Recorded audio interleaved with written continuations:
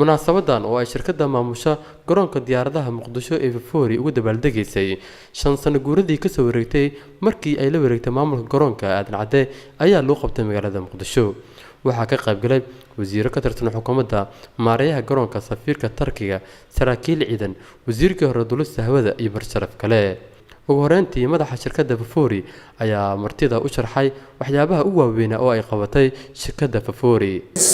The opportunities that or your gun memories and they cherish them again.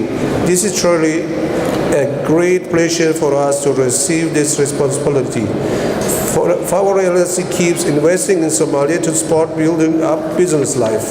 Our healthy organization started with the incorporation of the core human values, such as trust, integrity, and teamwork. We have always tried to offer our best to our employees with better business, flexible work, culture, and perfect learning atmosphere. sanad guurooyinkii waa fursad dib loogu soo xasuusto si dib loogu sii laalaabo farxad weyn ayay inoo tahay runtii inaan helno mas'uuliyaddan. Fafori LLC waxay joogtay doontaa maalgelinta Soomaaliya si ay u taageerto dhisidda dib u dhiska ganacsiga. Shirkaddeena waxay bilowday inay la falgasho qiyamka asaasiga ah ee wadanaha.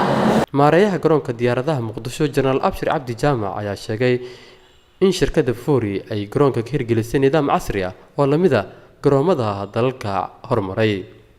Way u horeyso shirkadda Fafori LLC oo ganacsatada iyo maalqabeenadeedu